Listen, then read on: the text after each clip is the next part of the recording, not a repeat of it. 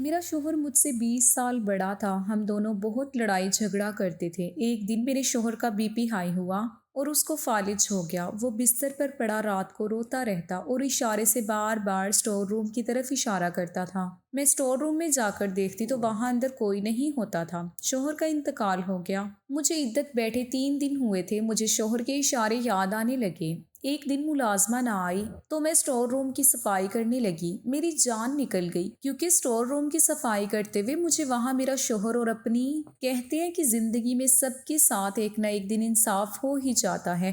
کچھ لوگوں کے ساتھ انصاف ہو جاتا ہے اور ان کو پتہ ہی نہیں ہوتا۔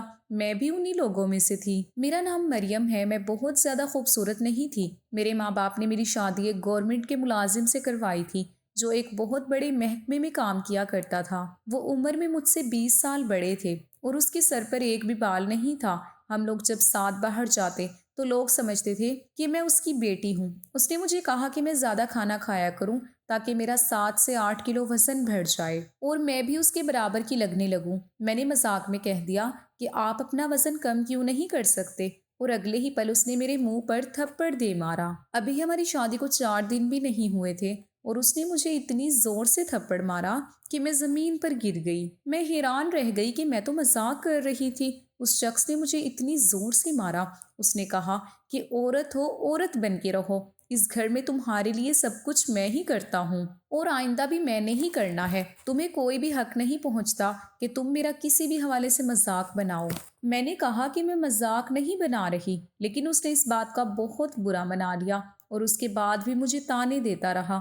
وہ روز میرے لیے ایسی چیزیں لے کر آتا تھا جن کو کھانے سے میرا وزن بڑھ جائے۔ مجھے ایسی چیزیں کھانے کی عادت نہیں تھی۔ کبھی میرے لیے پائے تو کبھی میرے لیے برگر، یہاں تک کہ میرا معدہ خراب ہو گیا۔ لیکن اس نے کہا کہ اگر تم کھاؤ گی یہی چیزیں کھاؤ گی، نہیں تو کچھ بھی نہیں کھاؤ گی۔ الٹی سیدھی چیزیں کھانے کی وجہ سے میرا وزن تو بڑھ گیا عجیب طرح سے۔ میں عجیب بے ڈھنگی سی لگنے لگی تھی۔ سب لوگ مجھے کہا کرتے تھے کہ شادی کے بعد تمہیں کیا ہو گیا ہے، اچھی بھلی تم خوبصورت ہوا کرتی تھی، اتنی جلدی وزن بڑھا لیا۔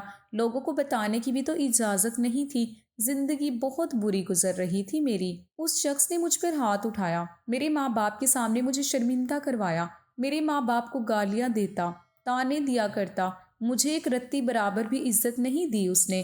مجھے لگا کہ وہ میرا خرچہ اٹھائے گا، لیکن اب اس نے مجھے کہنا شروع کر دیا کہ اگر پیسے چاہیے تو تم اپنی نوکری خود کر لو۔ زندگی میں سکون نہیں تھا، کوئی نہ کوئی بات کرتا ہی رہتا تھا وہ۔ میں نے اسکول میں نوکری کرنا بھی شروع کر دی اور میری حالت ایسی ہوتی تھی کہ کبھی کبھی میں اسکول کی کسی لڑکی کے سامنے ہی رونے لگ جاتی، باتیں بتانے لگتی۔ وہ لڑکی بھی حیران رہ جاتی کہ ٹیچر کو ہو کیا گیا ہے، کیونکہ میرے پاس کوئی بھی نہیں تھا جس سے میں بات کر سکتی۔ میرے شوہر کا کہنا تھا کہ جب تک عورت کو مارو نہیں وہ آپ کے ساتھ اچھے طریقے سے نہیں رہتی، اس لیے میں اپنی بیوی کو بلا وجہ بھی مارتا رہتا ہوں، اپنے دوستوں کے سامنے بھی میری بے عزتی کرواتا رہتا، اور ہمارے ہاں کوئی اولاد بھی نہیں ہو رہی تھی۔ زندگی بہت بری ہو گئی تھی، لیکن کسی کو کچھ نہیں بتا سکتی تھی۔ سب کے سامنے جھوٹ بولنا پڑتا تھا کہ سب کچھ بالکل ٹھیک ہے۔ لوگ اچھی بھلی تھی، پتہ نہیں اس کو میرے ساتھ کیا عداوت تھی۔ میں بہت زیادہ پریشان رہا کرتی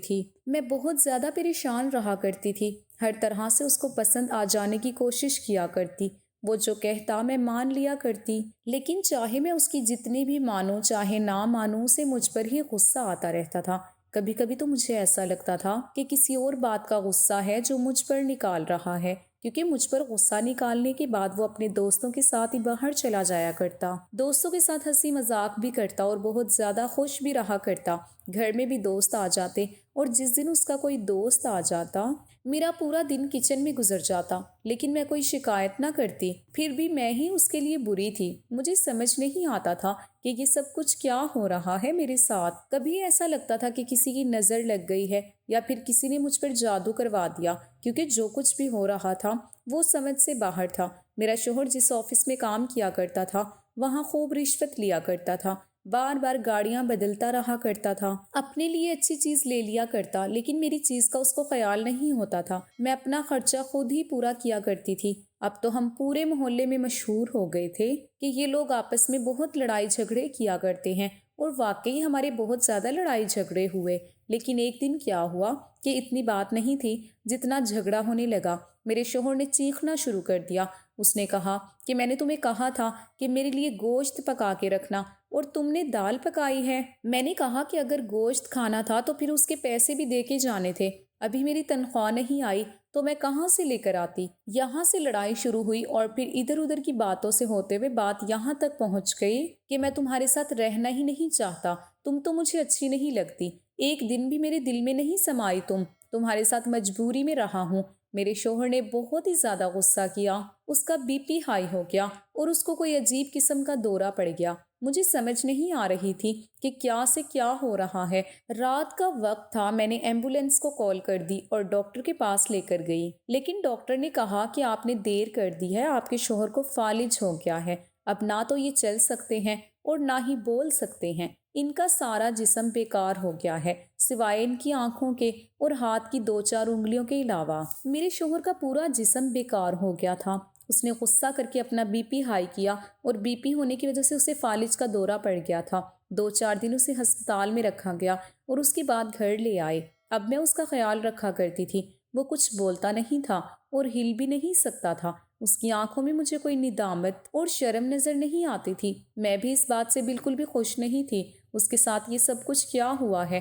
وہ میرا شوہر تھا، میرے دل میں یہ بات آ ہی نہیں سکتی تھی۔ بیوی کبھی بھی اپنے شوہر کا نقصان نہیں کروانا چاہتی، چاہے شوہر جیسا بھی ہو۔ اب اس کے گھر میں پیسے بھی نہیں آ رہے تھے، میں نوکری بھی کرتی، اس کو بھی سنبھالتی، گھر بھی چلاتی، سب کچھ کیا کرتی۔ میرے شوہر کی آنکھیں بدلنے لگی تھی، اس کو یہ احساس ہونے لگا تھا کہ جس عورت کو میں نے اتنا برا بھلا کہا، کہ جس عورت کے ساتھ میں نے اتنا برا کیا، لیکن پھر بھی یہ میرے ساتھ کتنا اچھا کر رہی ہے۔ ایک دن میرے شوہر نے عجیب سا اشارہ کیا، میں سمجھی نہیں کہ وہ کیا چاہتا ہے۔ ویسے اس نے انگلیوں سے اشارہ بنایا ہوا تھا، جس کا مطلب تھا کہ مجھے باتھ روم جانا ہے یا پھر مجھے بھوک لگی ہے، لیکن آج اس نے جو اشارہ کیا وہ کچھ الگ تھا۔ وہ اسٹور روم کی طرف اشارہ کر رہا تھا، لیکن اس کا مطلب یہ نہیں تھا کہ اسے اسٹور روم جانے کی ضرورت تھی۔ میں نے پوچھا کہ کیا بات ہے، کیا چاہیے آپ کو، بار بار اشارے کیوں کر رہے ہیں؟ بلکہ مجھے سمجھ نہیں آ رہی تھی۔ میں نے کہا کہ اسٹور روم جانا ہے۔ میں نے پوچھا تو اس نے نام میں اشارہ کیا، مجھے بالکل بھی سمجھ نہیں آ رہی تھی۔ میں نے کہا کہ مجھے آپ کی بات سمجھ نہیں آ رہی۔ میں نے گھر میں ایک نوکرانی رکھ لی تھی کیونکہ میں آدھے دن گھر پر نہیں ہوا کرتی تھی۔ اگر اسکول میں بچوں کو پڑھانے نہ جاتی تو پھر گھر کیسے چلتا؟ آفس والوں نے بھی اس کا حساب کلیئر کر دیا تھا۔ انہوں نے کہا کہ اب یہ تو نوکری پر نہیں آ سکتا تو اس کو تنخواہ نہیں ملے گی، اور جو اس کی ابھی تک کی تنخواہ ہے اور جو فنڈ بنے ہوئے ہیں ان کو ملنے میں تھوڑا ٹائم لگے گا۔ اگر ان کو فون کیا کرتی تھی وہ کوئی اور ہی کہانی سنا دیا کرتے تھے، وہ ویسے بھی ایک طرح سے اٹک ہی گئے تھے، ہمیں مل تو نہیں رہے تھے وہ پیسے۔ میرے شوہر کا کام ایسا تھا کہ اسے بہت لوگ جانتے تھے، اس سے ڈرتے کہ اس کے دستخط کے بغیر فائل مکمل نہیں ہوتی۔ دستخط کرنے کے لیے لاکھوں روپے کی رشوت بھی لیا کرتا تھا، لیکن اب اس کی حالت ایسی ہو گئی تھی کہ واقعی اس پر رحم آتا تھا۔ اس کے کچھ رشتہ دار بھی تھے جو پہلے تو اس کے آس پاس منڈلاتے رہتے تھے، اس سے پیسے وغیرہ بھی لے جایا کرتے تھے، لیکن آج کل بالکل بھی گھر نہیں آتے تھے، فون بھی نہیں کرتے تھے۔ میرے شوہر کو احساس ہو گیا تھا کہ اس کی مشکل وقت میں اس کی بیوی اس کے کام آ رہی ہے۔ میرا شوہر ہر روز رات کو اسٹور روم کی طرف اشارہ کرتا اور روتا رہتا۔ میں بھی رو پڑتی تھی، مجھ سے اس کی حالت دیکھی نہیں جاتی تھی۔ ہماری شادی کو اتنا عرصہ تو نہیں ہوا تھا، صرف 3 سال کا عرصہ ہی تو ہوا تھا۔ ہاں یہ بات الگ ہے کہ اس 3 سال میں اس نے میرا بہت خون جلایا تھا، مجھے بہت تکلیف دی تھی، لیکن میں نے اسے معاف کر دیا تھا کیونکہ شاید اس کو سزا مل چکی تھی۔ میں اسے سزا نہیں دینا چاہتی تھی۔ میرا شوہر بار بار روتا تھا اور اسی طرح بار بار اشارہ کرتا تھا۔ میں اس کی ضد پر جا کر دیکھتی بھی تھی، لیکن اسٹور روم میں ایسا کچھ نہیں تھا، نہ تو کوئی ایسی چیز جو اس کو چاہیے تھی اور نہ ہی کوئی ایسی چیز جو اس کی تھی۔ انسان جو بستر مرگ پر پڑا ہے، وہ اگر کوئی بار بار بات کرے تو ظاہر ہے کہ وہ ایک ضروری بات ہوگی، لیکن مجھے سمجھ نہیں آ رہا تھا۔ ایک دن میرے شوہر کی کزن بھولے بھٹ کے وہاں آ گئی، شوہر سے تو نہیں ملی لیکن میرے ساتھ عجیب و غریب قسم کی باتیں کرتی رہی، کہنے لگی کہ ان کی بقیہ تنخواہ اور فنڈ کے پیسے کب ملیں گے۔ میں نے کہا کہ مجھے نہیں پتا، میں تو روز فون کرتی ہوں، لیکن وہ کوئی نہ کوئی بہانہ کر دیتے ہیں، وہ تو کافی سارے پیسے ہوں گے، ان کا کیا کرو گی؟ میں نے کہا کہ ان کا علاج کرواؤں گی، شاید ان کو دوسرے شہر لے کے جاؤں تاکہ ان کا علاج ہو سکے۔ کہنے لگی کہ جہاں پر یہ کام کرتا تھا سنا ہے بہت رشوت چلتی ہے، تو جو پیسے لے کر آتا تھا وہ کہاں کرتا تھا؟ اس نے کوئی دوسری شادی تو نہیں کی ہوئی تھی؟ میں نے کہا کہ مجھے نہیں پتا، لیکن مجھے تو وہ پیسے نہیں دیا کرتا تھا۔ کہنے لگی کہ پھر ضرور اس نے کوئی دوسری شادی ہی کی ہوگی۔ میں نے کہا کہ اگر ایسا ہوتا تو وہ عورت ابھی تک منظر عام پر آ جاتی، لیکن میرے شوہر نے نہ تو مجھے کچھ بتایا اور نہ ہی ایسا ہوا ہے۔ کہنے لگی کہ لگتا ہے کہ تم جھوٹ بول رہی ہو، میں نے تو سنا ہے کہ یہ روزانہ نہ جانے کتنے ہزار روپے لوگوں سے رشوت لے لیا کرتا تھا۔ اتنے سارے پیسے اس نے کہاں کر دیے؟ تمہارے ہی ناز نخرے اٹھائے ہوں گے۔ مجھے بھی غصہ آ گیا اور میں نے کہا کہ دیکھو، میں نے نوکری کے لیے مہینے کے 30 دن ذلیل ہوا کرتی تھی، گرمی ہو یا سردی میں ضرور جایا کرتی تھی، اپنے کام پر ہزاروں بچوں کے ساتھ اپنا دماغ خراب کیا کرتی تھی، تب کہیں جا کر مجھے وہ 25,000 روپے ملا کرتے اور وہ بھی گھر میں کھانے پینے میں لگ جایا کرتے تھے۔ مجھے نہیں پتا، ان کے پیسوں کو اگر تم نے تلاش کرنا ہے تو کر لو، اس کے پیسوں کو بھی اور اس کی دوسری بیوی کو بھی، اور وہ جب مل جائیں تو مجھے بتا دینا۔ اس سے زیادہ میں کچھ نہیں کہہ سکتی تھی۔ اس نے کہا کہ تم بہت بدتمیز ہو، تمہارا شوہر بھی ایسے ہی بدتمیز تھا، تمیز کے ساتھ یہ سب کچھ ہوا ہے، دیکھنا کہیں تمہارے ساتھ بھی ایسا نہ ہو جائے۔ وہ چارپائی پر پڑا ہے، تم اس کی دیکھ بھال کر رہی ہو، اگر تم بھی چارپائی پر پڑ گئی تو پھر تمہاری دیکھ بھال کون کرے گا؟ دونوں میاں بیوی اسی طرح پڑے اس دنیا سے رخصت ہو جاؤ گے۔ میں حیران تھی کہ لوگ کسی بھی حال میں آپ کو نہیں چھوڑتے۔ میں ابھی بھی اس کے ساتھ کوئی بدتمیزی نہیں کرنا چاہتی تھی۔ میں نے اسے کہا کہ ٹھیک ہے، اب وہ یہاں سے جا سکتی ہے۔ وہ وہاں سے چلی گئی۔ میں نے اپنے شوہر کو یہ سب کچھ بتایا، وہ بھی سن رہا تھا، سمجھ بھی رہا تھا، لیکن بول نہیں سکتا تھا۔ اس کی آنکھوں میں بھی آنسو آ گئے۔ وہ مجھ سے بہت ساری باتیں کرنا چاہتا تھا، لیکن اب وہ بول نہیں سکتا تھا۔ ڈاکٹر کو چیک کروایا تھا۔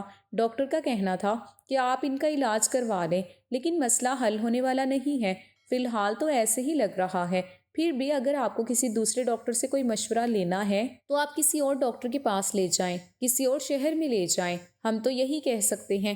ڈاکٹر بھی ہر مہینے آیا کرتا تھا، لیکن کوئی بھی اچھی خبر نہیں سنا رہا تھا۔ بس میرا شوہر بار بار اسٹور روم کی طرف اشارہ کرتا اور مجھے یہ بات سمجھ نہیں آتی تھی۔ وہ روتا رہتا۔ ڈاکٹر کہتے تھے کہ اگر روتا رہے گا تو اس کی کوئی دوائی اثر نہیں کرے گی۔ میں اس کو تسلی دیا کرتی تھی، لیکن اس کے دل کو سکون نہیں ملا تھا۔ اسی طرح ایک صبح میں اپنے شوہر کو جگا رہی تھی، لیکن وہ جاگ نہیں رہا تھا۔ تھوڑی دیر کے بعد مجھے احساس ہوا کہ وہ شاید اس دنیا میں نہیں ہے۔ میرے قدموں تلے سے زمین نکل گئی۔ میں نے فوراً ڈاکٹر کو بلایا۔ ڈاکٹر نے کہا کہ یہ تو شاید رات میں ہی اس دنیا سے رخصت ہو گئے، اور یہی ان کے لیے اچھا تھا، کیونکہ اس طرح کی زندگی کو جیا نہیں جاتا۔ تو جب انسان اپنی امید چھوڑ دیتا ہے، ویسے بھی زندہ نہیں رہا جاتا۔ مجھے اپنے شوہر کے جانے کا بہت دکھ تھا۔ اس نے چاہے جتنا بھی برا کیا ہو، پھر بھی اس کے ساتھ ایسا کچھ نہیں ہونا چاہیے تھا۔ اسے زندہ رہنے کا حق حاصل تھا۔ اسے دفنا دیا اور میں عدت میں بیٹھ گئی۔ میں نے کہا کہ میں عدت پوری کروں گی۔ اس بیچ میں میرے گھر میں نوکرانی آیا کرتی تھی اور گھر کے کاموں کو وہی کیا کرتی تھی۔ باہر سے سامان وغیرہ بھی وہی لا کر دیا کرتی تھی۔ میں باہر بالکل بھی نہیں جاتی تھی۔ اپنے شوہر کی روح کو عزت دینے کا میرے پاس یہی طریقہ تھا۔ میں عدت پوری کرتی اور میں یہی کر رہی تھی۔ ایک دن دروازے پر دستک ہوئی اور مجھے نوکرانی نے آ کر بتایا کہ آپ سے کوئی عورت ملنا چاہتی ہے، اس کے ساتھ 2 بچے بھی ہیں۔ میں نے کہا کہ نام کیا ہے اس کا؟ جب اس نے مجھے نام بتایا تو میں نے کہا کہ میں تو ایسی کسی عورت کو نہیں جانتی، اسے بیٹھک میں بٹھاؤ، میں آ رہی ہوں۔ جب میں گئی، میں نے اس عورت کو دیکھا۔ میں نے اس کو واقعی پہلے کبھی نہیں دیکھا تھا، اور ان بچوں کو بھی نہیں۔ اس نے کہا کہ میں تمہارے شوہر کی دوسری بیوی ہوں، ہماری شادی کو 2-2.5 سال ہو گئے ہیں، یعنی جب اس نے تم سے شادی کی اس کے 4 مہینے کے بعد ہی اس نے مجھ سے شادی کر لی۔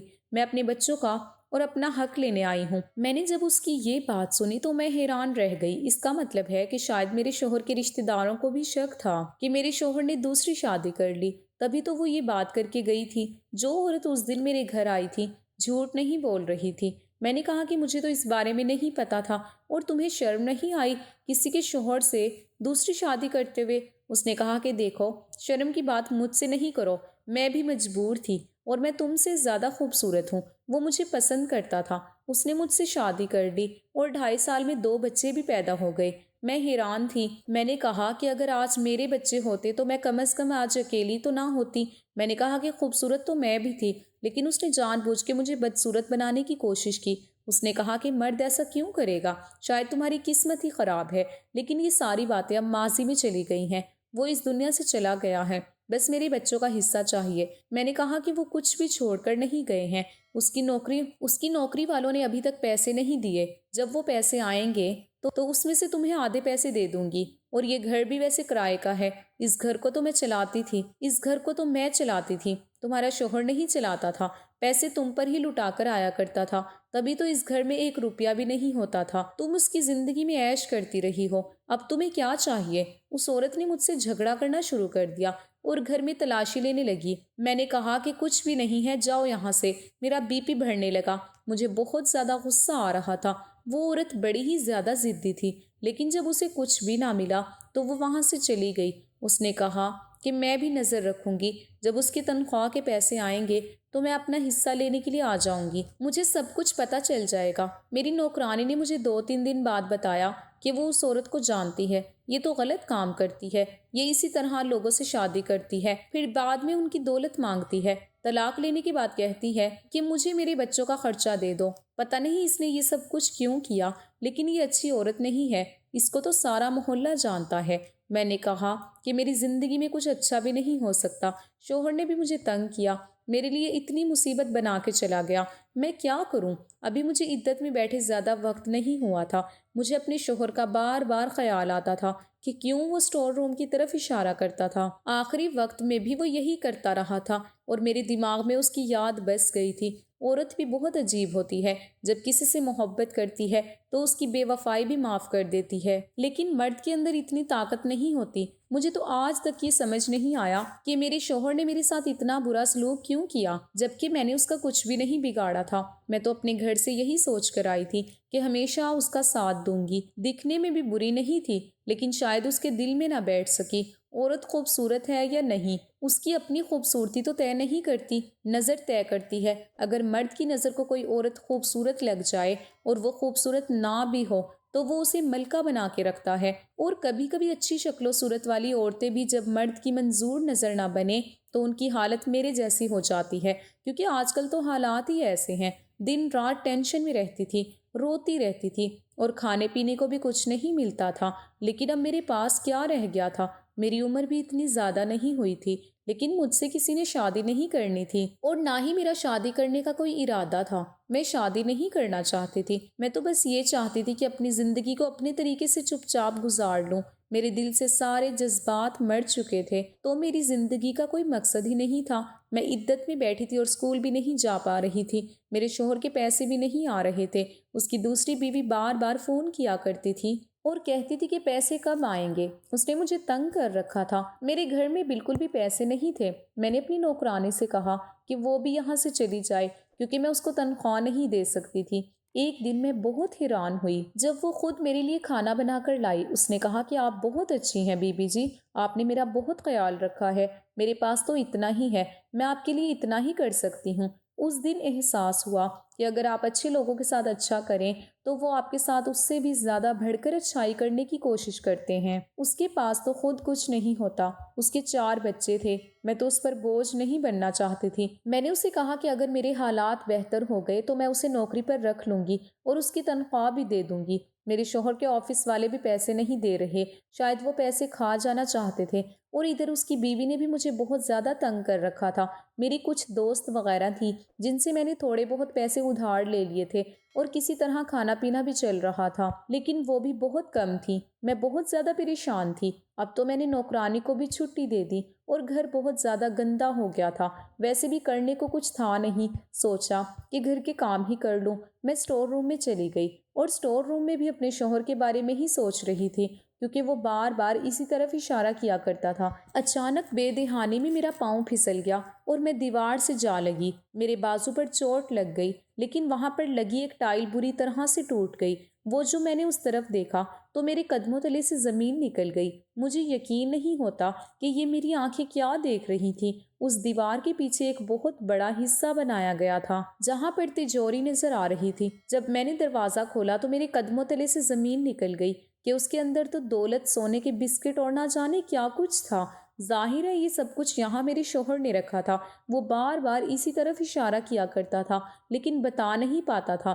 جیسا کہ میرے شوہر کے بارے میں مشہور تھا کہ وہ ایک محکمے میں کام کیا کرتا تھا اور بہت زیادہ رشوت لیا کرتا تھا، شاید یہ سب کچھ اس نے رشوت کے پیسوں سے ہی بنایا تھا۔ میں نے وہ سارا سامان وہاں سے نکال لیا اور اس جگہ کو اس طرح بند کر دیا جیسے وہ پہلے بند تھے۔ جو ٹوٹا ہوا تھا اس کے آگے میں نے شیشہ لگا دیا۔ اگلے دن میں نے نوکرانی کو بلایا اور اسے کہا کہ گھر کا سارا سامان پیک کرنا ہے، میں یہاں سے جا رہی ہوں۔ ویسے بھی یہ گھر کرائے کا تھا۔ نوکرانی نے مجھے ایک بات بتائی جس سے پہلے میں سوچ رہی تھی کہ ملنے والی دولت میں سے کچھ حصہ میں اس کو دوسری بیوی کو بھی دے دوں گی، لیکن اس نے مجھے بتایا کہ وہ دونوں بچے اس کے نہیں تھے۔ وہ جھوٹ بول رہی تھی آپ سے، آپ کے شوہر کے بچے نہیں ہیں، کسی اور کے بچے تھے۔ وہ ہمارے محلے میں ہی رہتی ہے۔ کل کو ایک آدمی آیا تھا اور اپنے بچے لے کر چلا گیا۔ نوکرانی کا کہنا تھا کہ یہ بھی ہو سکتا ہے کہ وہ جھوٹ بول رہی ہو اور آپ کے شوہر نے اس کے ساتھ شادی ہی نہ کی ہو، کیونکہ یہ عورت اس طرح ڈرامے کرنے میں بہت زیادہ مشہور ہے۔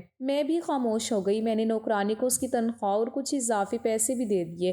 وہ بھی حیران ہوئی۔ اس کو لگا کہ شاید آفس والوں نے پیسے بھیج دیے، لیکن آفس والے تو پیسے کھا چکے تھے۔ میں وہاں سے چلی گئی۔ میں نے کچھ سامان بھی نوکرانی کو دے دیا۔ میں تھوڑا بہت سامان لے کر دوسرے شہر میں چلی گئی۔ وہاں جا کے میں نے گھر بنایا، نوکری بھی کرنے لگی۔ آج میرے پاس گاڑی ہے، گھر بھی ہے اور میں اپنے شوہر کے نام سے ایک مدرسہ بھی بنوا رہی ہوں۔ یہ پیسے اسی کے تھے، اسی نے یہ رکھے تھے، جو وہ مجھے دینا بھی نہیں چاہتا تھا، لیکن شاید قسمت میں یہی لکھا تھا کہ جب وہ اس دنیا سے چلا گیا تو یہ پیسے مجھے مل گئے۔ اسی لیے میں اپنے پیسوں کے ساتھ کوئی اچھا کام بھی کرنا چاہتی تھی۔ یہ سب سننے میں عجیب لگتا ہے، لیکن میرا شوہر مجھ سے 20 سال بڑا تھا اور اسے سروس دیتے ہوئے 21 سال ہو چکے تھے۔